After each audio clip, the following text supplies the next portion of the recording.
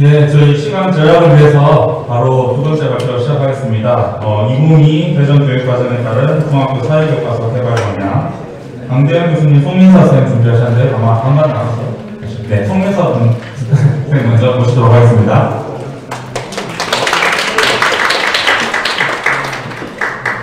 방금 소개를 받은 역삼중학교 송민서입니다.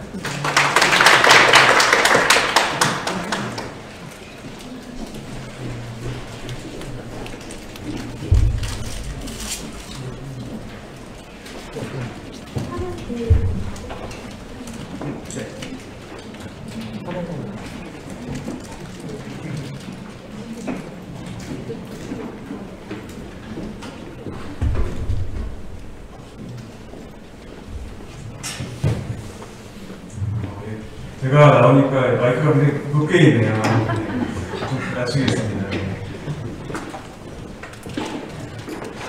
네, 2022 대전교육과정에 따른 중학교 사회, 일반 사회 영역 교과서 개발 방향에 대해 발표를 하겠습니다. 제가 앞부분에 이번 교육과정 개정에 대해서 간단히 소개해드리고 이어서 강대현 교수님께서 교과서 개발 방향에 대해서 말씀해 주시겠습니다. 기본적인 교육과정 개발 방향입니다. 저희는 이제 첫째로 사회과학 교육과 쟁점 중심 교육을 조화시키고자 하였습니다. 그래서 사회 현상에 대한 이해와 탐구, 그리고 사회 문제 및 쟁점, 토의 토론을 조화시키고자 성취 기준과 내용 체계를 개선하고자 하였습니다. 다음으로 교과 교육 및 수업을 통해서 시민 교육을 활성화를 어떻게 시킬까 고민을 해보았습니다. 사회 현상에 대해서 기본적인 개념들을 습득을 하고 이에 기초를 해서 사회과학적 탐구 방법을 활용해서 사회 현상을 조사 분석하며 나아가 여기서 저희가 좀 중점을 두었던 것은 사회 문제 및 공공 쟁점에 대해서 토의 및 토론을 적극적으로 도입을 해보려고 노력했습니다. 그렇게 함으로써 교과교육 및 수업 내에서 시민교육의 지평을 훨씬 더 넓혀보고자 시도하였습니다. 마지막으로 이러한 교육을 통해서 지식, 기능 및 사고, 가치, 태도 및 행동의 행동 교육을 종합하고자 하였습니다. 그래서 성취 기준의 지식 기능적인 내용 요소뿐만 아니라 태도와 가치를 반영시키고자 노력을 해왔습니다. 이런 개발 방향에 따라서 주안점을 둔 것들은 다음과 같습니다. 첫 번째, 2022 대전에서 사회과 연계하는 교육을 강조하였고 저희도 중요하게 보아서 지식을 생활 맥락 속에서 혹은 직접 맥락 속에서 가르치는 것을 강조하였습니다. 사회과학의 개념과 원리 등 지식을 다른 개념과의 관계나 일상생활 경험과의 관계 맥락 속에서 가르치고 배울 수 있도록 구성하고자 하였습니다. 다음으로 지식의 발견 및 탐구를 통해서 기능 및 사고 능력을 신장하고자 하였습니다. 기능 및 사고를 나타내는 서술어들을 적절히 배치하여 지식의 구조를 조사 및 분석 그리고 발견 및 탐구를 하도록 함으로써 그 과정을 학습하도록 안내하고자 하였습니다. 끝으로 사회 문제 및 공공 쟁점에 대해서 토의 및 토론을 하는 활동들을 강조하고자 하였습니다. 토의 토론 교육을 매 단원마다 저희가 토의한다 혹은 토론한다를 성취 기준에 반영시켰는데 어떤 의제와 사안에 대하여 자신의 가치를 명료화하고 분석할 수 있도록 안내하는 교육으로 교육을 확장시키고자 노력하였습니다. 그래서 자세한 내용은 이제 자료집에 있어서 기존 2015 대전 교육과정과 영역수, 성취기준 수는 유지하였습니다. 그래서 내용이 과다하고 분량이 많다라는 지적이 있었음에도 불구하고 저희는 성취기준 수 자체를 줄이는 것보다는 모두 너무나 중요한 내용이라고 판단이 되어서 부분적으로 내용 요소를 덜어내는 방식으로 작업을 하고자 하였습니다. 구체적으로 성취 기준에 대해서 말씀을 드려보면은 기본적으로는 이제 저희가 개념을 먼저 학문적으로 정의를 제시하고 그것을 이제 암기하는 것에서는 좀 벗어나서 일상생활의 경험이나 사회적인 사례 속에서 이제 개념을 습득하도록 그렇게 해보고자 하였고 그런 개념을 가지고서 토의하거나 토론하는 혹은 무언가를 활동하거나 계획하는 것으로 마무리하는 식으로 성취 기준을 구성하고자 했습니다. 2015와 달라진 측면으로 좀 강조를 해보면은 첫 번째 인간과 사회생활을 사회와 사회적 지위와 역할 등등을 기존 것 같으며 마지막 세 번째 성취 기준에서 이제 예전에는 사회 집단에 대해서 자세히 다루어서 과다하다라는 선생님들의 의견이 많아서 사회 집단 부분을 좀 주력을 하고 갈등과 차별 사례를 조사하고 이에 대해서 토의하는 활동을 넣어보자 했습니다. 다음으로 두 번째 다양한 문화의 이해에 대해서는 두 번째 성취 기준에 미디어들을 탐색하고 미디어를 통해서 미디어를 통해 접하는 정보들을 비판적으로 검토하도록 함으로써 미디어 리터러시 교육을 시도하고자 하였습니다.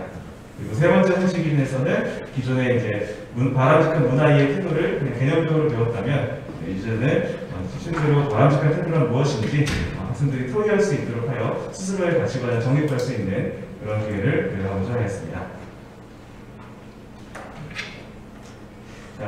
세 번째 민주주의와 시민 단원에서는 예전에 2015에서는 민주주의의 의미가 먼저 제시되지 않고 민주주의가 다루어져서 혼란스러웠던 점을 고려해서 첫 번째 성취 기준에 먼저 민주주의의 의미와 필요성을 다루도록 하였고 그렇게 함으로써 이후에 민주주의에 대한 이야기가 자연스럽게 전개될 수 있도록 하였습니다.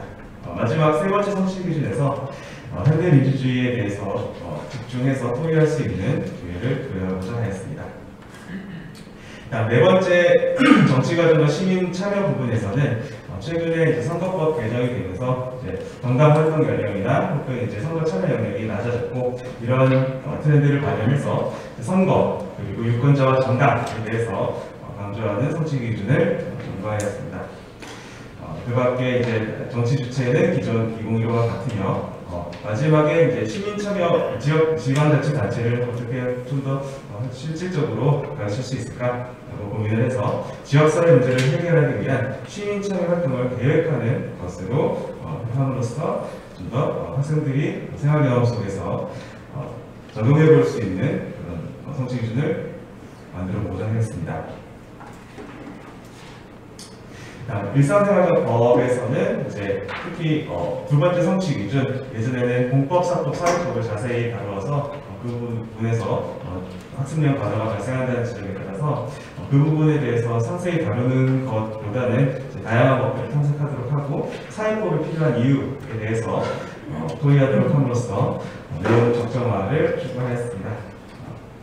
다음 여섯 번째 인권과 기본권 단원에서는 이제 예전에 첫 번째 성취 기준에 인권, 기본권의 종류, 기본권의 제한과 한계가 모두 들어있어서 그 부분에서 과다하다는 선생님들의 의견이 많아서 그 부분을 축약하고 이제 기본권의 제한과 한계는 두 번째 성취 기준으로 넘겨서 내용 적정화를 추구하였습니다. 마지막으로 이제 노동인권 교육 관련해서 세 번째 성취 기준에서 크게 형태적으로는 성취 기준의 형태는 크게 달라지진 않았지만 성취 기준 해설과 성취 기준 적용식 고려사항의 노동인권 교육을 좀 더 강조하도록 하였고 그리고 권리 침해가 이제 개인의 문제만이 아니라 국가와 시민이 함께 노력해야 되는 공동의 문제임을 인식시키기 위해 국가와 시민의 노력에 대해서 토의하는 활동을 첨부하였습니다. 다음으로 헌법과 국가기관에서 이전에 1학년 수준에서 이제 그 정부 형태, 의원내각제와 대통령제를 다루는 것이 너무 과하고 1학년 학생들한테 무겁다라는 지적이 아주 많이 나와서 3학년 수준으로 올리면서 헌법 국가기관 단어를 학습할 때 함께 연계하는 선행조직자 개념으로 학습하면 좋겠다라고 생각을 해서 7단원으로 옮겨왔고 그 밖에 나머지 부분은 2015와 큰 차이는 없습니다. 8단은 경제생활과 선택 측면에서 나머지는 비슷한 것 같고 기업가 정신에 대해서 이제 논란이 좀 있어서 이것을 어떻게 가르칠까 고민을 하다가 기업가 정신을 그냥 지식으로 암기시키는 것보다는 우리 사회에 필요한 기업가 정신이 무엇일까 열린 토의 주제로 선정해 보았습니다. 마지막 다음으로 이제 시장과 가격 부분에서는 수요와 공급 이론을 학습하는 동일하다. 현실에 이 이론을 어떻게 적용하고 현실에서 어떤 의미가 있을까를 고민하는 과정에서 세 번째 성취 기준 마지막에 시장 가격 변동에 합리적으로 대응하는 방안을 계획한다라는 다소 색다른 성취 기준을 추가해 보았습니다. 다음으로 18번 우리나라의 경제와 세계화 부분에서는 매 성취 기준 혹시 우리 생활에 미치는 영향에 대해 토의하거나 그러한 영향을 제시해보도록 함으로써 이러한 것들이 과연 우리 생활에 어떤 영향을 미치는지를 집중적으로 다룰 수 있도록 구성하였습니다. 21번 국제사회 한반도 부분에서는 특히 세 번째 단원에서 국제 문제들에 대한 토론을 전개하도록 시도함으로써 우리 현안 민감할 수 있는 다양한 정치적 이슈들을 토론할 수 있는 기회를 마련하고자 하였습니다. 마지막 12단원에서 사회변동과 사회문제는 역시 우리 생활에 미치는 영향과 밀접하게 검토를 하도록 하고 마지막에 이러한 변화 속에서 시민들이 지녀야 할 태도와 실천 방안을 함께 토의해보도록 구성하였습니다. 네, 교육과정의 성취 기준에 대해서는 말씀드린 바와 같으며 다음으로 교과서 개정 방향에 대해서 강대현 교수님께서 소개해 주시겠습니다.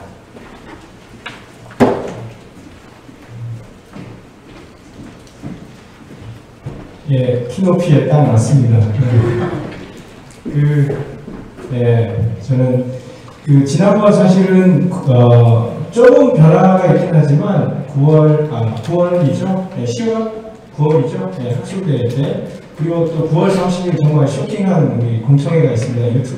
유튜브에 나와 있는데 거기서 발표했던 거하고 대동소이합니다만 미세한 변화들은 있어요. 그리고 교육부에 요구들이 있었거든요. 또 기재부 같이 가야 될 기재부의 요구가 있어서 그런 것들을 조금 반영은 했습니다. 교과서 저보다 토론을 기대하시면 됩니다. 저는 평범하게 오래 있다 보니까 교과서를 집필한 경험이 한 차례, 두 차례 정도 있는 것 같고요. 사실은 우리 구정화 교수님께서 교과서 개발 집필 경험이 상당하시기 때문에 저는 질문을 준비했고요. 해결책은 완전히 바꿨죠. 사실 제가 토론자로 구정화 선생님을 추천했던 이유가 9월 학술대회 때 잠시 제 이 성취 기준을 보시더니 아이디어가 막 샘솟는데요. 그런 표현이었나요? 제가 과장인데 어떻게 써야 될지 몇 가지 생각이 난다 이런 말씀을 하셔서 모셨습니다.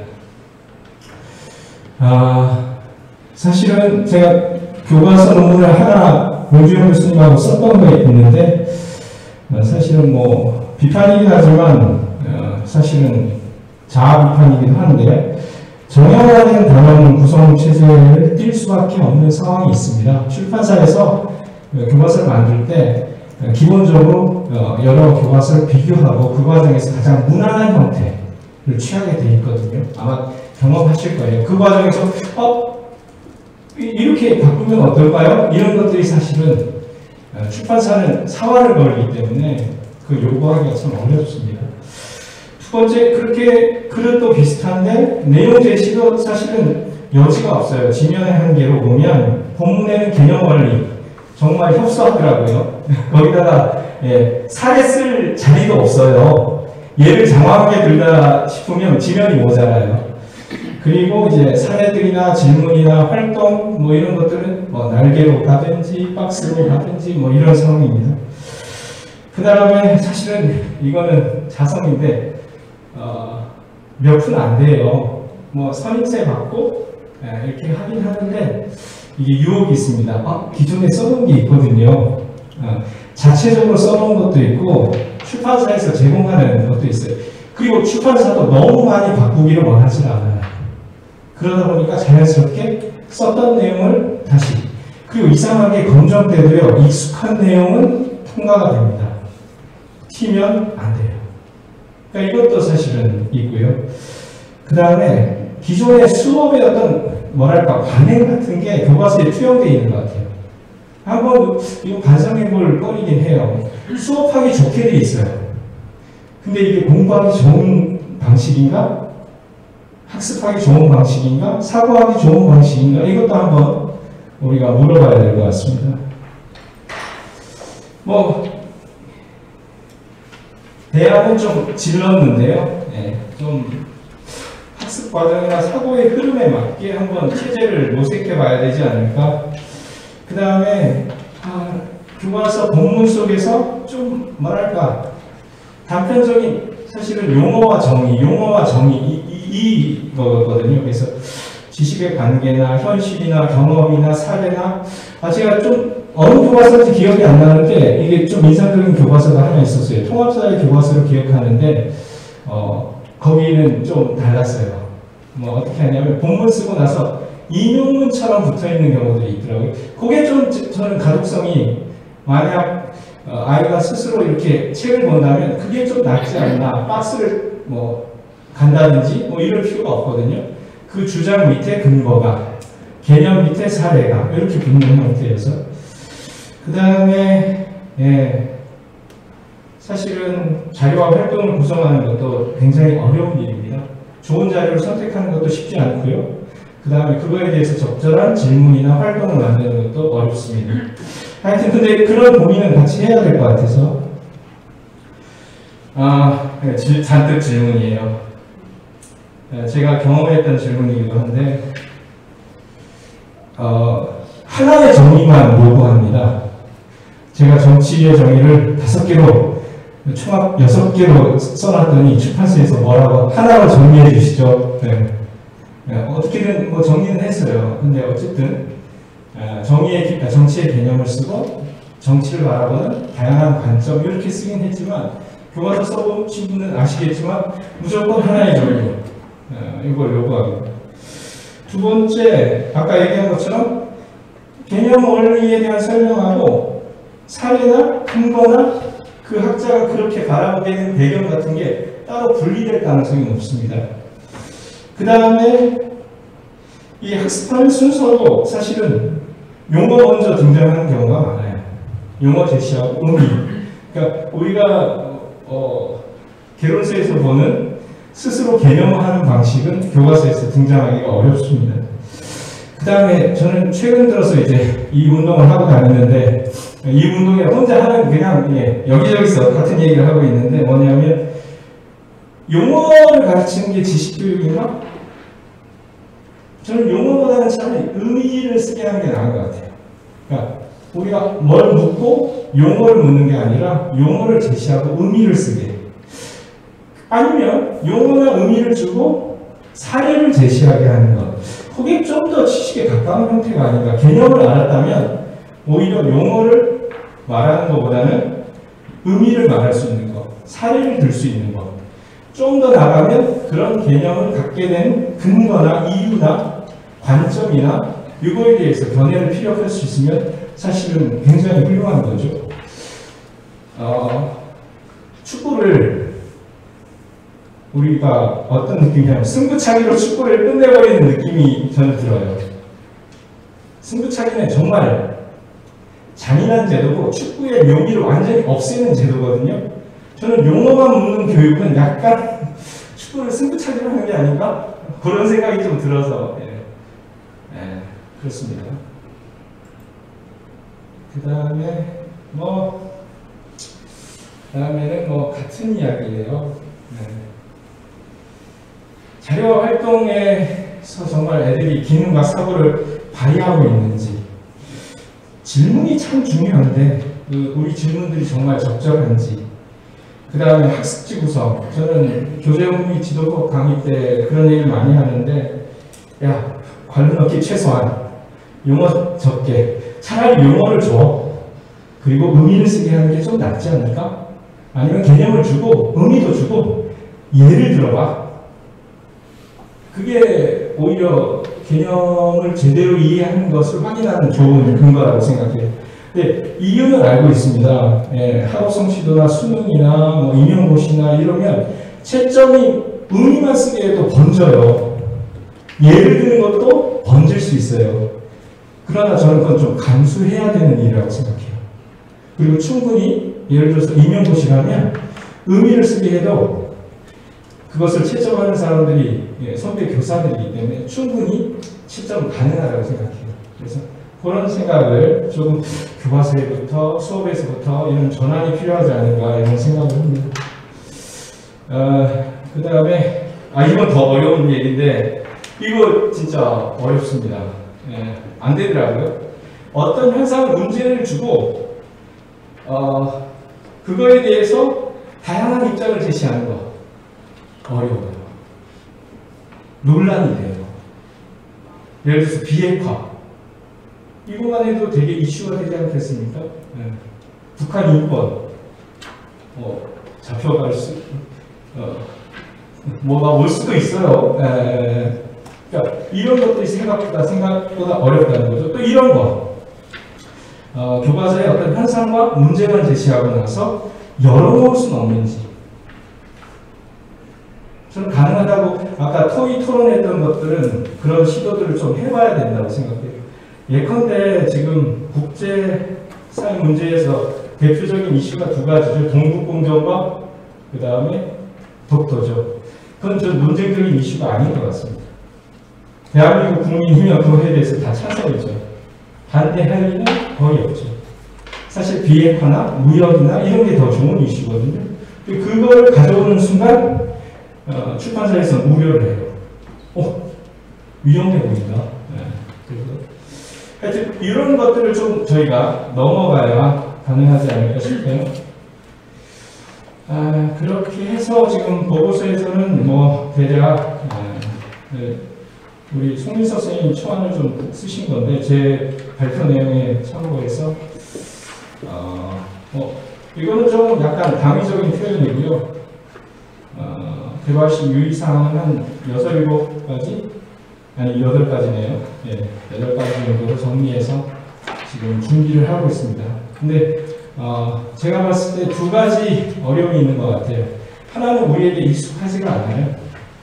그거를 조금 넘어가는 게 생각보다 익숙하지 않고요. 또 어떤 것들은 검정이나 혹은 정부로부터 조금 문제 제기를 당할 소지가 있는 거예요. 예컨대 과거 김한중 교수님이 금성출판사에서 겪었던 고초를 겪을 가능성도 없지 않을 수 있다. 그런 생각이 좀 들어요. 근데 제가 봤을 때 줄타기가 충분히 가능하다고 생각해요. 그래서 사실은 우리 안에 있는 익숙함을 좀 벗어나는 것, 이것이 사실은 저는 이번에 중학교 안 쓰거든요. 참 다행이라고 생각합니다. 진로 났고요. 막상 쓰시려고 하면 난처한 성취기준들이 꽤 있습니다. 그래서 그런 문제들은 여러분들이 또 우리 구정화 교수님처럼 약간 경험이 있는 분들이 충분히 노련하게 헤쳐갈 수 있으리라 생각합니다. 장황한데 이 정도로 마치겠습니다. 네, 감사합니다.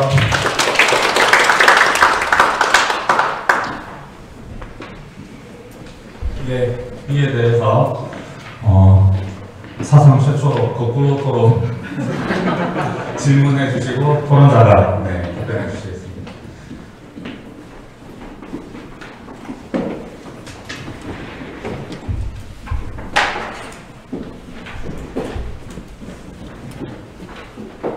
바로 토론을 반갑습니다. 김인규 부장합니다. 보내주신 자료집 제일 끝에 여러분의 생각은 그래서 여러분의 생각은 이렇게 돼 있어서 저의 여러 생각을 했습니다. 일단 자료를 보면서 교육과정 개발하고 교과서가 어떻게 가야 되는가에 대해서 굉장히 많은 생각을 하시고 또 좋은 아이디어들이 많이 나왔다라는 생각을 하면서 그럼에도 불구하고 기존의 중학교 교과서가 갖는 이런 문제들은 왜 생겼나? 또 어떻게 극복해야 되나? 그 부분에 관해서 제 나름대로 생각을 좀 첨가하는 게 낫겠다라고 해서 이야기를 좀 나누고자 합니다. 일단 기본적으로 교과서는 우리에게는 잘 만들면 학생들의 학습을 도와주는 굉장히 중요한 자료이고 교육과정을 잘 해석한 것 이렇게 이제 생각하고 교과서 집필자로서 저의 위치나 지위를 이제 가지고 역할을 하려고 하는데 실제 그 현장에 가면 교과서는 소비재, 재화예요. 그래서 얼마나 많이 팔려야 되고 그러기 위해서는 어떠해야 되는가 하는 시장 논리가 이제 들어오는 순간 교과가 가지고 있는 교과서에 대한 저자들의 아이디어 이런 것들이 굉장히 중요하지 않은, 그래서 우리 사회의 이제 모든 곳에서 경제 논리가 굉장히 중요하구나 하는 것들을 실제로 굉장히 크게 체험하는 것이 이제 교과서를 만들어가는 이제 장면이죠. 그럼에도 불구하고 교과서를 이제 집필하는 과정에서 가장 큰 고민은 사실은 이 교과서가 하나의 예시로서 작동하기를 기대하는데 금정의 과정이나 교과서를 만드는 과정, 그 다음에 현장의 다수의 교과서는 여전히 정전처럼 완전 무결해야 된다라고 하는 게 우리나라의 입장인 것 같습니다. 전반에. 그러다 보니까 다양성이나 새로운 것들을 추구하면 위험한 거고 기존에 가장 안전하고 여러 교과서에서 가장 선택 많이 받은 소재를 선택해서 집어넣는 게 저자들 입장에서도 덜 미안하고, 이게 덜 미안하다라는 표현이 왜 나오냐면 혹시 내가 잘못 써서 이게 떨어지면 다른 저자들에게 미안한, 그러니까 협업에 대한 그런 부담감 이런 것들이 이제 작동하다 보니까 사실은 더 안정적인 형태의 교과서 이런 것들을 지향하는 이제 그런 문제가 있죠. 근데 지금 이제 이야기한 게 중학교 교과서인데 중학교 교과서의 특징은 초등학교 교과서의 이제 경우에는 사실은 통합 교과서고 현장 선생님들이 굉장히 많이 참여하시는 반면 고등학교 교과서는 통합 교과서를 제외하고 선택 과목들이 많다 보니까 기본적으로 배경 학문을 중심으로 해서 핵심적인 내용들이 들어가는데 중학교 사회 교과서는 사회과의 역사과나 윤리과와 달리 지리와 일반 사회가 같이 들어가는 교과서이고 그러다 보니까 실제 현장에서 비전공자가 가르쳐야 되는 내용을 가르쳐야 되는 교과서로서 현장에서 작동하다 보니 현장의 교사들은 어떤 교과서를 원하냐면 학생들이 학습하기 쉬운 게 아니라 내가 잘 모르는 전공일지라도 가르칠 수 있는 과목의 이제 정체성을 요구하는 거죠. 그게 사실은 초등 사회 교과서와 고등학교 사회 교과서와 다른 중학교 사회 교과서가 갖는 정체성이고 위치이면서 어려움들이 나타나는 거라는 생각이 듭니다. 또 하나는 그 초등학교의 경우에는 사실은 학생들이 이제 발달 과정이 있다 보니 그 발달 과정에서 굉장히 좀 활동 중심이나 경험 중심의 이런 것들을 다루지만 중학교 사회에 들어오면서 문과적인 지식이 굉장히 많이 들어가는데 그런 부분들을 이제 전공 입장에서는 우리 전공의 지식이나 이런 것들을 체계적으로 잘 전달하는 게 우리 영역을 확보하는 또 다른 이제 중요한 방법들이 되기 때문에 저는 그래서 중학교 교육과정과 중학교 교과서가 교육과정 정치학의 최전선에 있다. 그리고 고등학교도 그렇지만 실제로 이제 그 내부에서 보면 그런 생각을 하고 교과서도 그런 영향을 받는다라는 생각이 듭니다.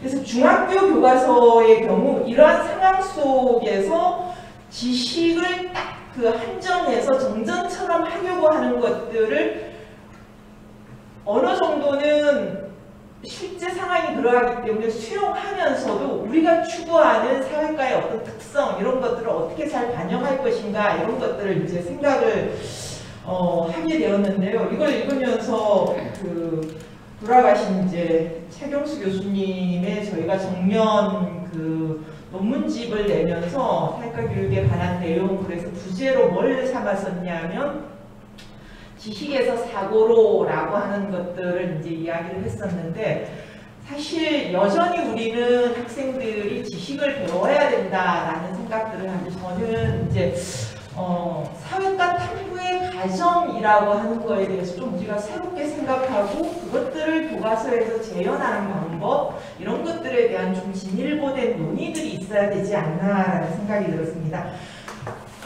일반적으로 우리가 사회과에서의 탐구의 과정 이런 것들을 이야기할 때는 탐구 수업, 탐구력 이렇게 이야기하는데 탐구의 과정을 탐구력이나 탐구 수업이라고 하는 굉장히 좁은 흐름이 아니라 지식을 기반으로 또는 관련된 상황들을 바탕으로 학습자가 사회 현상에 관해서 직접 탐구하고 그걸 바탕으로 학습자가 지식을 만들어내는 게 아니라 사회에 대한 자기 관점을 가지고 또는 사회 현상에 대해서 문제를 해결하도록 하는 방안들을 제시할 수 있는 것들을 교과서를 통해서 좀 구현할 수 있는 그런 사회 탐구의 흐름, 가정 이런 것들에 관한 논의들이 좀 이루어지면 그게 교과서 속에 반영될 수 있지 않을까라는 생각이 들었고요.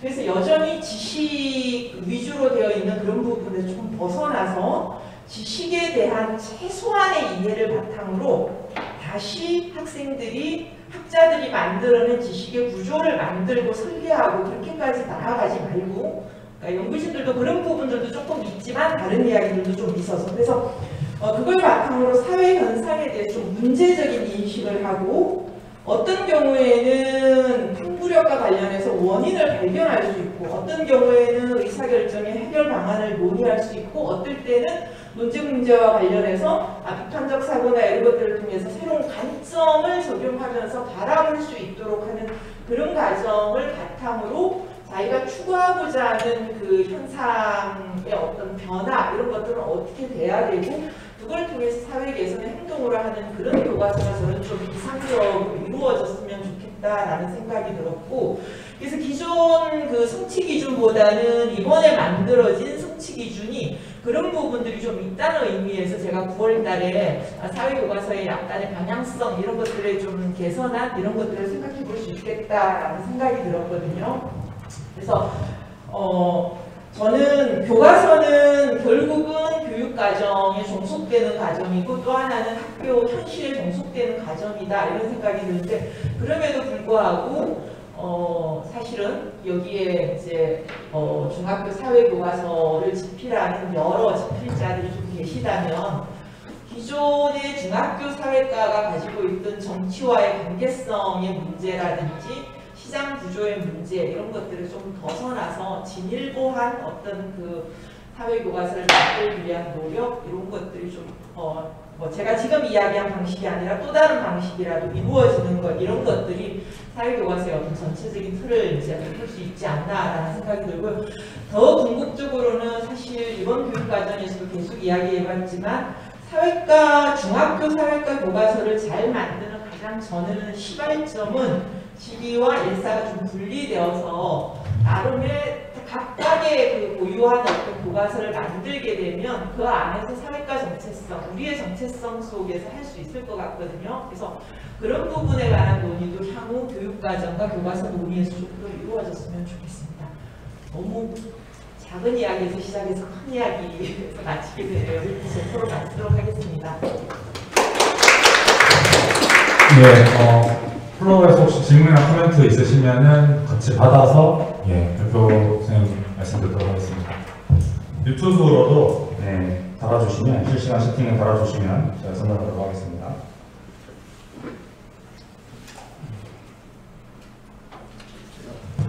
정원선 교수님. 이건 제 생각인데 아까 우리 송 선생님 성취 기준 보고 감동받았는데 너무 잘하신 것 같아요. 그 다양한 그 행동 용어들 이렇게 쓰시고 참 잘하신 것 같고요. 그리고 우리 이제 강대현 선생님 좀 걱정하셨는데 제가 알기로는 우리 일반 사회 영역은 뭐 정점이 될 게 없어요. 아까 우리 역사는 규정을 하니까 이제 그게 어떻게 규정하느냐 때문에 논란이 있는 거지. 우리 다 열어놨잖아요. 사회 현상을 한번 알아보자. 그래서 그건 별 문제가 없을 것 같고, 다만 아까 우리 이제 초등도 그렇고 중등도 그렇고 이제 지금 2022가 자기 주도성을 강조하잖아요. 근데 우리가 자칫 오해하면 뭘 기본도 안 가르쳐 놓고 네가 알아서 해 이렇게 하는 게 아니고, 최소한의 기본 지식 개념 이런 것들은 가르쳐 주고 그 다음에 그걸 가지고 네가 이제 자기 주도를 해봐 이렇게 해야 되는데, 약간 좀 이게 막 무너져요. 자기 주도할 능력이 없는데 자꾸 자기 주도. 그래서 예를 들면 제가 호주에 있을 때도 보니까 걔들 거의 프로젝트 수업을 하는데 제가 놀라운 것은 뭐냐면 영어하고 수학은 엄청 주입식으로 가르쳐요. 사칙연산 이런 거. 기본은 확실하게 가르쳐 준다 이거야. 그건 강제로. 아까 우리 한국어, 한글 못 띄고 온다 그랬는데 한글 가르쳐 주고 그 다음에 네가 뭘 해라 이렇게 해야 되는데, 그래서 우리 자칫자못하면 너무 이제 자기 주도성에 해가지고 좀 어떻게 보면 책임을 완전히 애들한테 그냥 넘겨버리는 그건 우리는 하지 않으면 좋겠다 생각이 들어서 아까 저 개념을 의미로 하자고 하셨는데 저는 좀 약간 생각이 드는 게 개념 원리는 사회적 합의로 우리가 그 개념을 합의해서 그걸 가지고 우리 사회적으로 설명하자 이러니까 최소한 기본적인 개념 원리 이런 것들은 좀 분명하게 해준 다음에 그 다음에 뭐 활동 탐구 이런 거를 해야 되지 않을까 이런 생각을 잠깐 해봤습니다. 예, 감사합니다. 강명 교수님 답변해 주시겠습니까?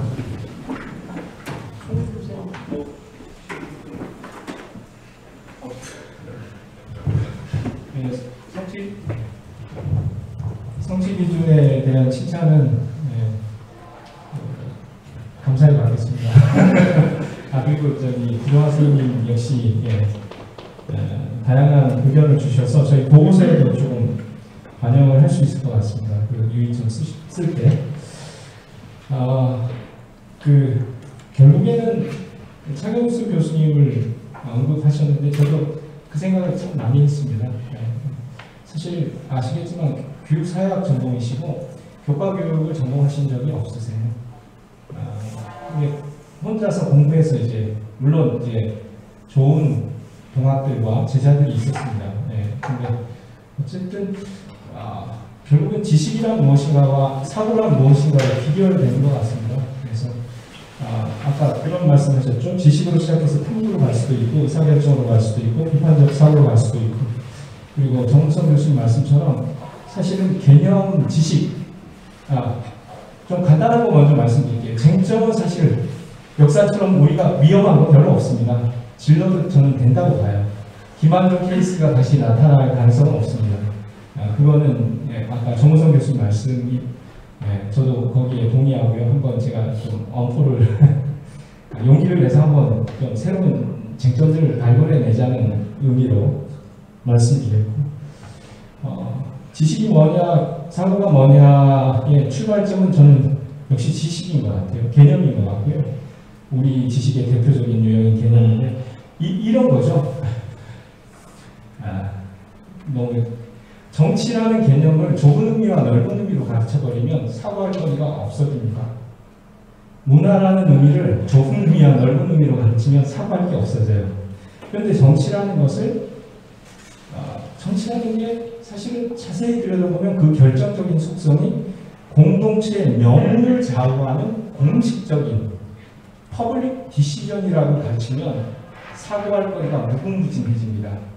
그리고 그 디시전은 내 의사에 반해서 우리의 삶을 강제력으로 권력으로 우리를 옥죄한다는 개념을 그러니까 우리가 정치의 개념을 무엇으로 가르치느냐에 따라서 지식으로 필요 없는 지식으로 갈 수도 있지만 정말 사고로 이어지고 현상으로 이어질 개연성이 있거든요. 그러면 정치 냉소주의자는 없어질 것 같아요. 정치가 싫어도 미워도 우리의 운명을 좌우해. 내일이야 내일 이런 생각을 갖게 만들거든요. 사실 자세히 들여다보면 또 하나 말씀드릴게요. 문화라는 개념을 교양, 좁은 의미, 넓은 의미, 생활 양식. 근데 여기 베이커스 책에서 나오는데 뭐라고 되어 있냐면 중요한 포인트.